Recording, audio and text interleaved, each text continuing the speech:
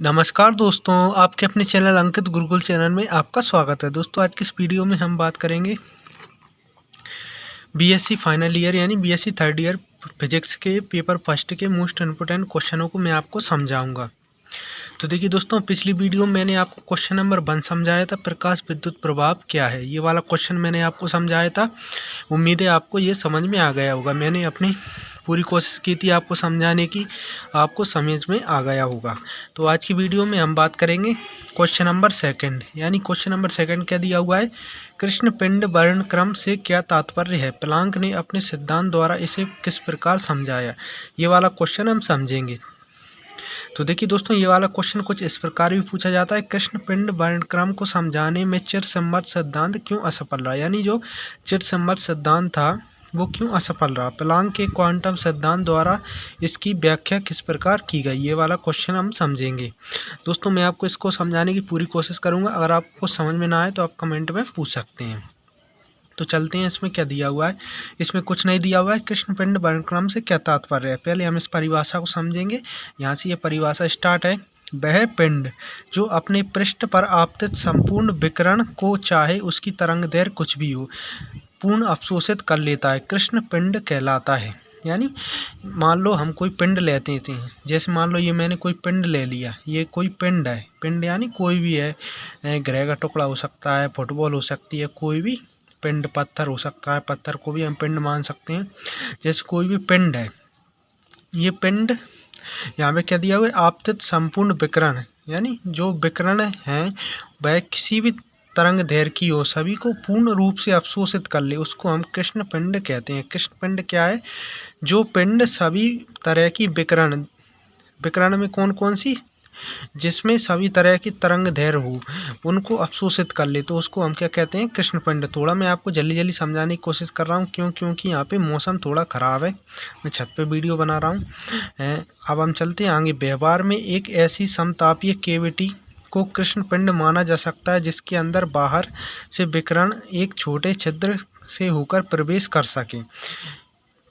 यानी अगर हम व्यवहार के रूप में देखें तो जैसे मान लो हमने ये फुटबॉल ले ली, फुटबॉल में हमने एक छिद्र कर दिया। फुटबॉल में एक छिद्र होता ही है जिसके द्वारा हम हवा फुटबॉल के अंदर डालते हैं। हवा के अंदर कई प्रकार के कण पाए जाते हैं। कई प्रकार के कणों को हम क्या मान लेते हैं, तरंग दैर्घ्य, यानी हर तरह की तरंग दैर्घ्य मान लेते हैं। और जब हम फुटबॉल के अंदर हवा डालते हैं, हवा के साथ कई प्रकार के कण भी फुटबॉल के अंदर जाते हैं। तो फुटबॉल किस का काम करती है, एक कृष्ण पिंड का काम करती है। कृष्ण पिंड का एक उदाहरण फुटबॉल भी है। फुटबॉल किसका काम करेगी, कृष्ण पिंड का काम करेगी। ये हमने आपको व्यवहारिक रूप से समझा दिया। अब चलते हैं, और क्या दिया हुआ है, किसी कृष्ण पिंड को एक निश्चित ताप पर रखकर, यानी हम क्या करेंगे, किसी कृष्ण पिंड को एक निश्चित ताप पर रखेंगे, उसमें उत्सर्जित विकिरण ऊर्जा का विकिरण की तरंग दैर्घ्य के साथ परिवर्तन को उस निश्चित ताप पर कृष्ण पिंड वर्णक्रम कहते हैं। यानी हम एक निश्चित ताप पर रखेंगे तो उसके तरंग दैर्घ्य में परिवर्तन होगा, जिसे हम कृष्ण पिंड वर्णक्रम कहते हैं।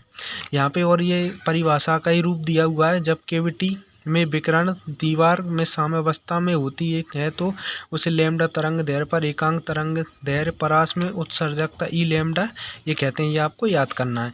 और देखिए और क्या चलते हैं, ल्यूमर तथा प्रिग्ज हाइम ने सन 1989 में कृष्ण पिंड को विभिन्न तापों पर रखकर उसमें उत्सर्जित विकिरण ऊर्जा का विभिन्न तरंग दैर्घ्य में वितरण अर्थात स्पेक्ट्रमी वितरण को प्रयोग द्वारा अध्ययन किया। इन्होंने ये प्रयोग किया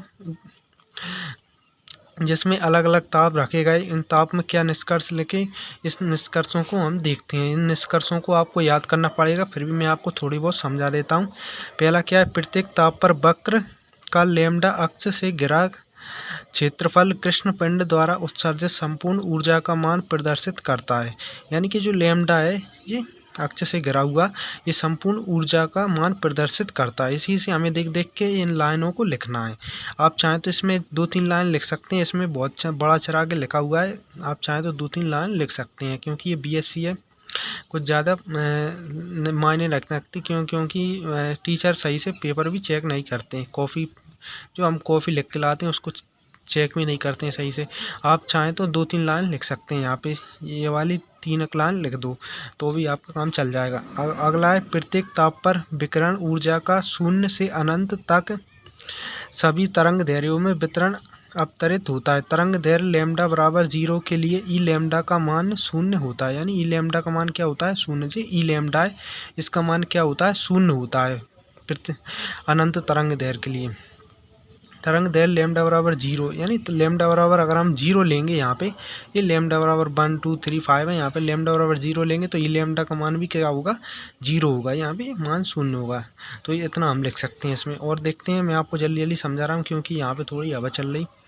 जैसे जैसे पिंड का ताप बढ़ता है, किसी भी तरंग दैर्घ्य लैम्डा के विकिरण के लिए उत्सर्जित ऊर्जा ई लैम्डा का मान ताप के साथ तेजी से बढ़ता है। यानी जैसे जैसे तरंग दैर्घ्य का मान बढ़ेगा उसके साथ साथ ई लैम्डा का मान भी तेजी से बढ़ेगा। जैसे लैम्डा 0 है तो इसका मान लैम्डा 0 होगा, लैम्डा 1 है तो इसका 1 हो जाएगा, ऐसे धीरे धीरे बढ़ता जाता है। इसका मान बढ़ाएंगे तो इसका मान भी बढ़ेगा, यहाँ पे यही समझाया गया है।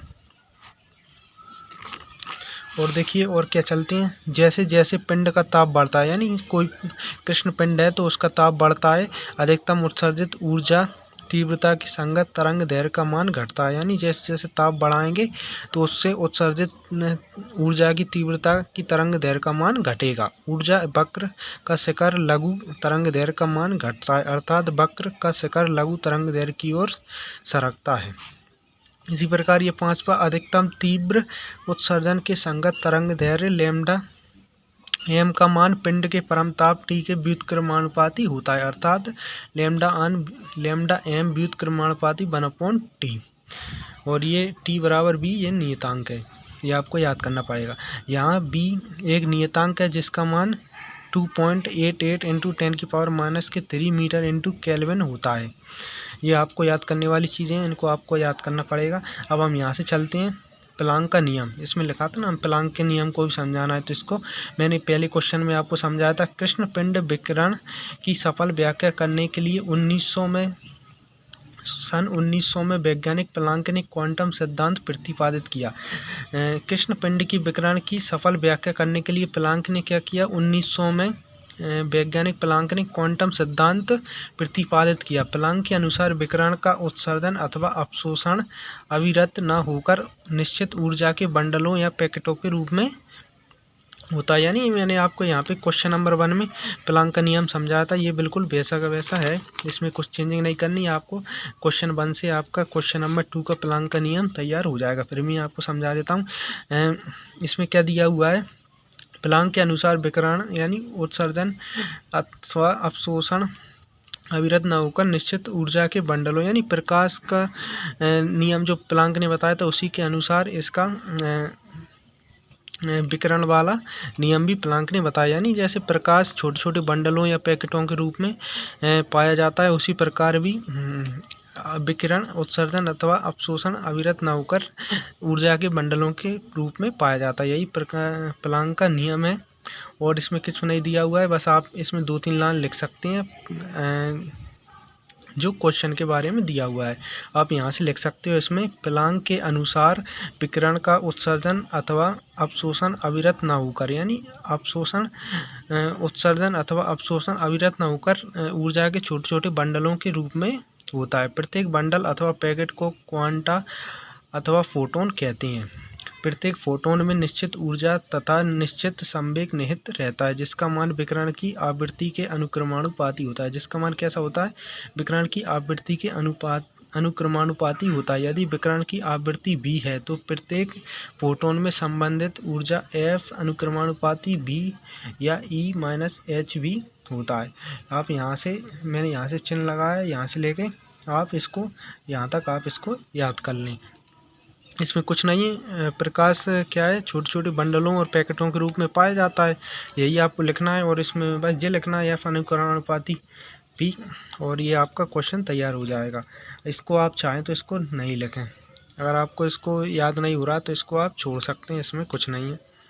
और आप याद कर लें तो और भी अच्छा है। तो यहाँ तक ये मैंने आपको क्वेश्चन समझा दिया जितनी मुझसे बनी। और जैसे ही अगली वीडियो मुझे टाइम मिलता है फिर मैं आपको अगली वीडियो में ये क्वेश्चन नंबर 3 समझा दूंगा। तो आज की वीडियो में इतना ही, मिलते हैं अगली वीडियो में।